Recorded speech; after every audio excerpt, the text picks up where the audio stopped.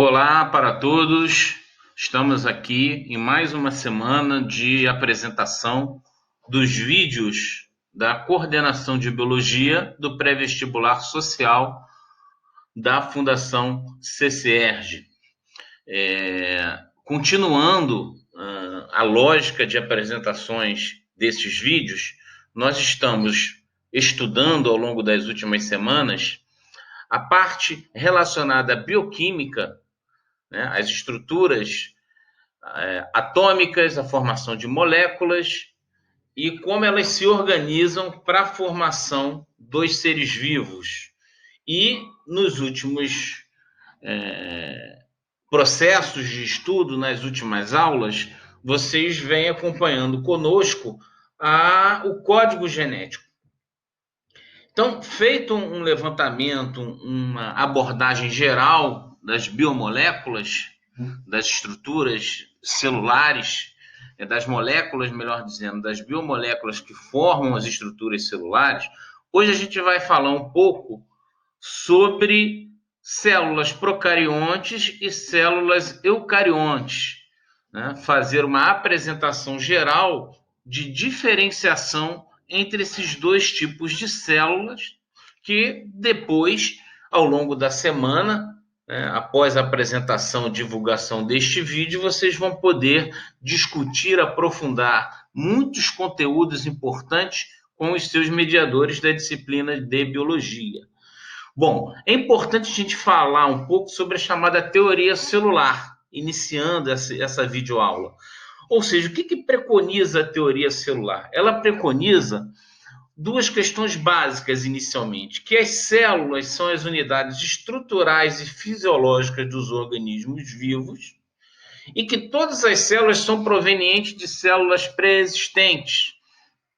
Se a gente imaginar desde do processo de fecundação para formar a célula ovo-zigoto, ou também no sentido de que há divisões celulares, mitoses, por exemplo, que vão formar células a partir de uma célula pré-existente. Uma outra característica importante é que as biomoléculas que formam as células são muito semelhantes nas suas estruturas, formação de proteínas a partir de aminoácidos, formação dos ácidos nucleicos a partir de encadeamento de nucleotídeos, a estrutura básica dos açúcares e assim por diante. Então, existem dois tipos de células principais, as células chamadas procariontes e células eucariontes. Essa imagem é de uma bactéria que faz parte do grupo de seres procariontes, que é a Pseudomonas aeruginosa, está muito relacionada a infecções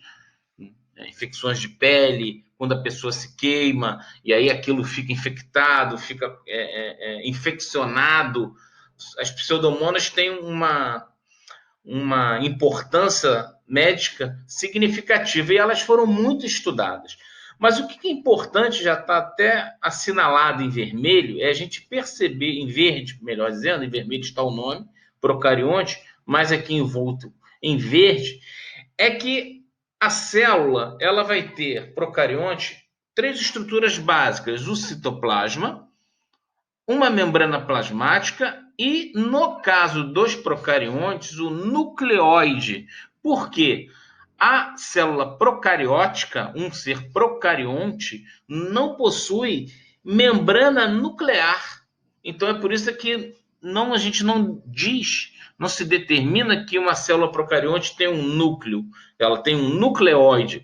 A compartimentalização da célula procariótica ele é muito menor, nós vamos ver isso comparando com uma célula eucariótica, muito menor do que a célula eucariótica, como eu estava dizendo. Então, as células procarióticas elas tendem a ser elas são muito menores que as células eucarióticas. Então, é importante perceber nesta imagem que existem outras estruturas. No caso dessa célula, ela possui uma cápsula, um envoltório por cima da célula, que é muito importante em processos infecciosos, em bactérias, muitos medicamentos, muitas substâncias que são utilizadas para combater bactérias que são seres procariontes, por exemplo, destroem essa cápsula que envolve, que engloba, né, que reveste externamente uma célula procariótica. Então, muitas substâncias chamadas de antibióticos destroem esta cápsula e permite que essa célula seja destruída e não cause mal, no caso de células procarióticas vinculadas a processos infecciosos ao organismo vivo. Existem ribossomos também na membrana, no citoplasma, dentro do citoplasma dessas células, que tem uma importância fundamental na síntese de proteínas. Nós já estudamos, já vimos a síntese de proteínas nas aulas anteriores. E a parede celular, né, além dessa cápsula, a parede celular, que é formada, como eu havia mencionado também, em algumas bactérias, formadas por substâncias, carboidratos, muitas das vezes ligados também a lipoproteínas. Então, a organização de uma célula procarionte, ou de uma célula procariótica, ela é muito mais simples do que uma célula eucariôtica. Não quer dizer que essas células não estejam adaptadas para estarem vivas. Elas são bem adaptadas na questão de produção de energia, de resistência às questões climáticas. Muitas células de bactérias podem ficar muito tempo em uma forma de esporo, ou seja, numa forma resistente contra as agruras ambientais. Então, temos que ter muito cuidado também com essa questão de estar bem adaptado, não estar bem adaptado evolutivamente. Essas comparações, é preciso sempre ter um pouco de cuidado na forma de se explicar e de se utilizar determinados jargões para não incorrermos em erros. Mas quando a gente observa as células eucarióticas, a gente vê uma complexidade muito maior. Tá? Então, o que a gente consegue ver? O interior, onde eu estou passando aqui o mouse, o interior de uma célula eucariótica, ele é muito mais compartimentalizada.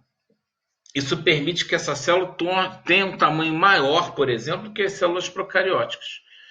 E é importante destacar que a célula eucarionte ela tem uma membrana nuclear, que muitas das vezes, está aqui em verde, ó, ela é delimitada também por uma membrana dupla. As membranas são duplas. Nós vamos ter oportunidade de estudarmos membrana nuclear, membrana celular nas aulas futuras.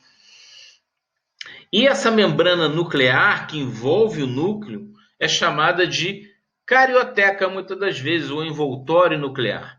E ela também tem uma relação com o chamado retículo endoplasmático rugoso, que é um tipo de organela. Ou seja, existe uma grande compartimentalização no interior da membrana, no interior por membranas plasmáticas e por membranas celulares, que permitem que essa célula seja maior. Então, mitocôndrias, complexo de Golgi, ribossomos, centríolos.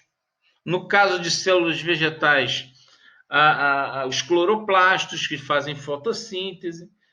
Existe o chamado retículo endoplasmático liso, porque ele não possui ribossomos nas suas paredes. Quando possuem ribossomos associados, nós teremos retículo endoplasmático rugoso. Então, a existência de uma membrana nuclear individualiza o núcleo. Então, nós temos núcleo, temos uma membrana plasmática e temos um citoplasma muito compartimentalizado, com uma grande quantidade de organelas que vão ter funções diferentes. O aprofundamento de função de cada organela, fica como uma sugestão, pode ser feita com a participação dos seus mediadores, auxiliando a vocês nos estudos. Aqui tem até algumas já. Mitocôndria, quais são as funções das mitocôndrias? Produção de energia, produção de ATP, um citoesqueleto, muito importante também no processo de estruturação da membrana plasmática. Os centríolos têm função fundamental na formação do chamado fuso acromático, na divisão celular. O núcleo, onde tem o DNA, tem os cromossomos, é onde começa o processo de código genético, como vocês viram nas aulas anteriores. E, como eu havia mencionado, está até aqui em amarelo, o núcleo é o local onde se encontra a maior parte do DNA da célula, que vai formar a cromatina, né? Está relacionado à formação dos cromossomos. Então, vocês conseguem perceber uma grande diferenciação entre célula procariótica e célula eucariótica. Todos os organismos são vivos. Existem algumas discussões sobre o vírus, por exemplo, que não é uma célula, ela precisa estar dentro de uma célula para se reproduzir, é formado por células. Então, as células são, lembrando a teoria celular, são as unidades morfofisiológicas de todos os seres vivos. Todas as células, sejam procariontes, seja células eucariontes, são delimitadas por uma membrana plasmática, que a gente vai aprofundar nas próximas aulas. Não necessariamente no próximo vídeo, mas membrana plasmática será discutida em vídeos futuros. Uma vantagem, entre aspas, das células eucarióticas é a sua compartimentalização interna. Como havia mencionado, essa vantagem eu coloquei entre aspas propositalmente. Isso permite uma maior eficiência de produção de substâncias, de produção de processos intracelulares, produção de lipídios, produção de síntese de energia dentro das células, e a compartimentalização pela formação de membranas que englobam as organelas, permite células maiores nas células eucarióticas. E existe também uma teoria, que vocês podem também conversar com seus mediadores, chamada de endossimbiose. Quem surgiu primeiro, as células procarióticas ou as células eucariontes? O que se imagina que, num processo chamado de endossimbiose, as células eucarióticas surgiram após as células procarióticas.